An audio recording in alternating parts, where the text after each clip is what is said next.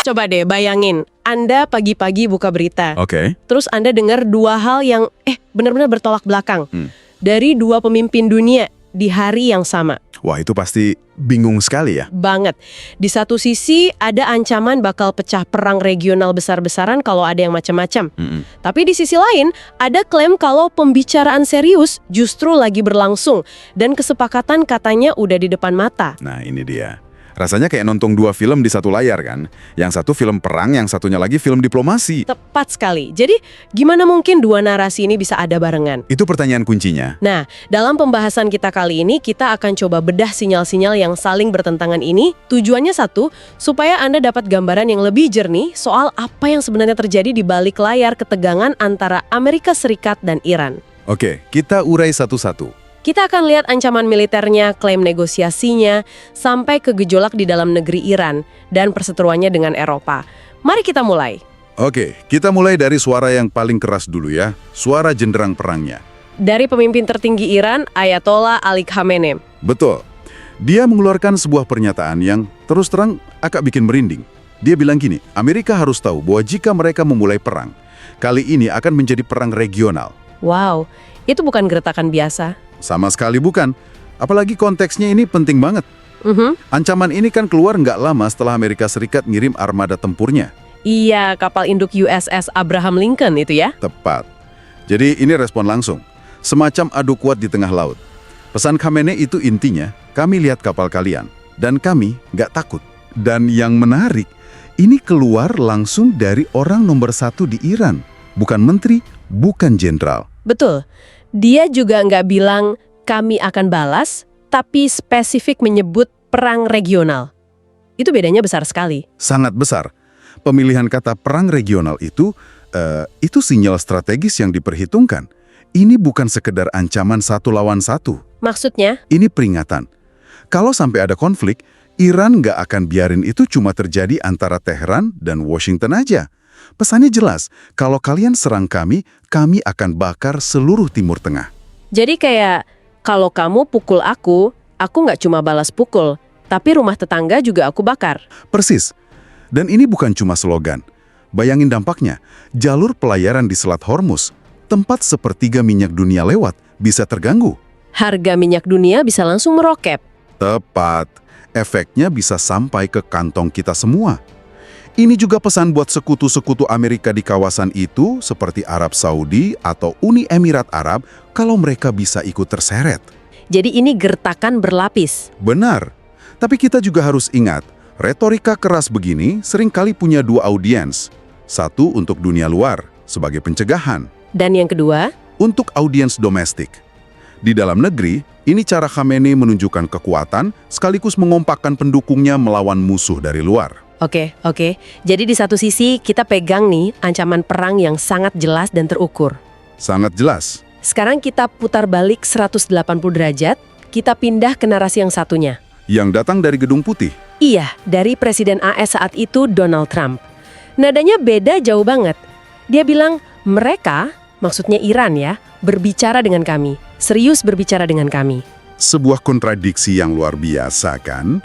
Yang satu bicara perang, yang satu bilang lagi ada dialog serius. Bikin bingung banget. Trump bahkan nambahin kalau kesepakatan nuklir yang dapat diterima itu udah hampir tercapai. Tapi, pasti ada tapinya. Nah, itu dia.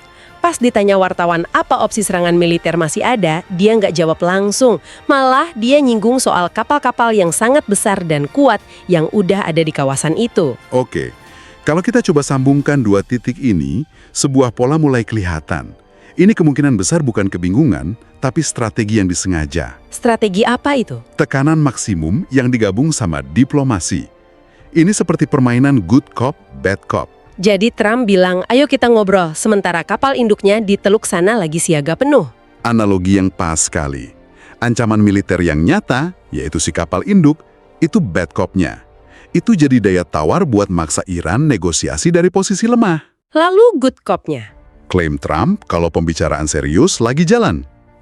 Entah itu beneran atau cuma klaim sepihak, tujuannya untuk nunjukin ke dunia kalau jalur damai lagi diusahakan. Sekaligus neken Iran secara psikologis. Berarti ini taktik negosiasi yang risikonya tinggi sekali ya? Sangat tinggi.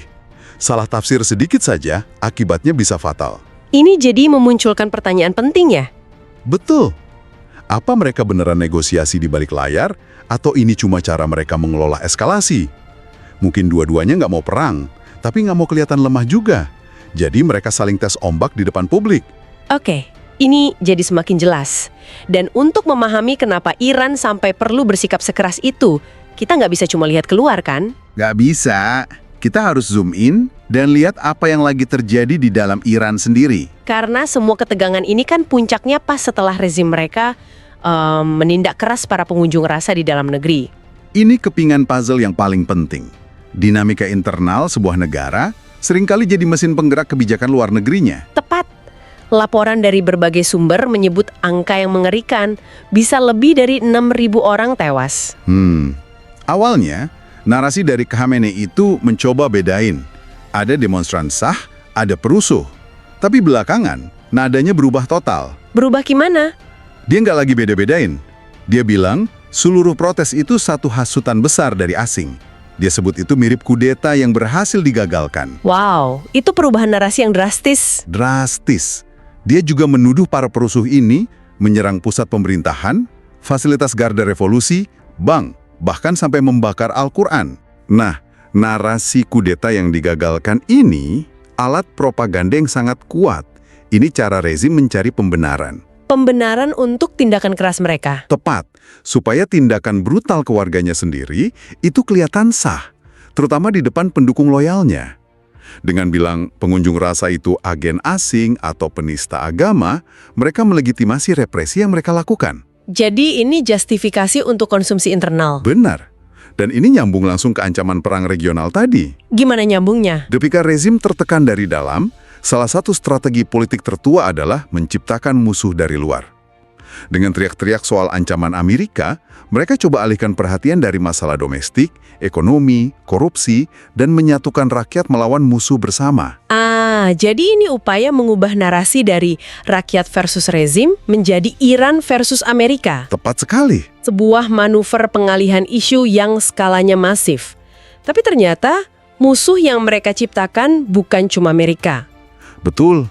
Dan ini perkembangan yang sangat signifikan. Ketegangan ini juga merembet ke Eropa. Pihak yang biasanya mencoba jadi penengah.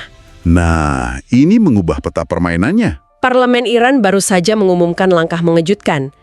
Mereka sekarang menganggap semua angkatan bersenjata negara Uni Eropa sebagai kelompok teroris. Semua, bukan cuma satu negara. Seluruh blok Uni Eropa. Eskalasi yang luar biasa. Itu kan langkah yang drastis sekali. Seperti membakar semua jembatan diplomasi yang tersisa. Apa pemicunya? Ini aksi balas dendam, murni tit for tat. Ini respons langsung setelah Uni Eropa melabeli Garda Revolusi Iran atau IRGC sebagai organisasi teroris. Dan Uni Eropa melakukan itu karena? Isi dalam menindak keras para pengunjuk rasa yang tadi kita bahas. Jadi ini kayak lingkaran setan.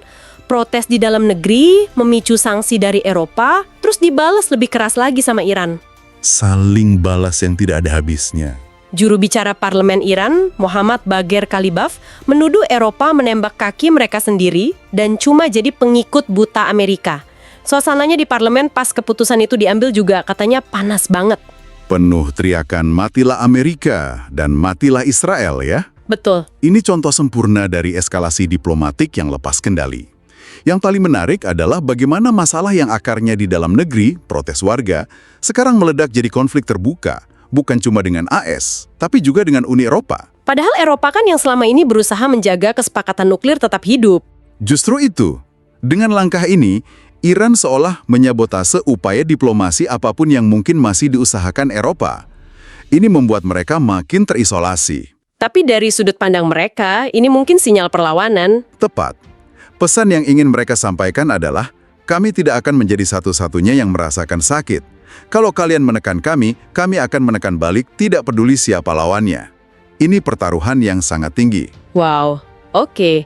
Jadi setelah kita bedah semua lapisannya, gambaran yang muncul jauh lebih rumit ya? Jauh lebih rumit dari sekedar ancaman versus negosiasi. Kita jadi lihat gimana ancaman perang yang sangat nyata bisa jalan beriringan dengan ya bisikan-bisikan pembicaraan damai.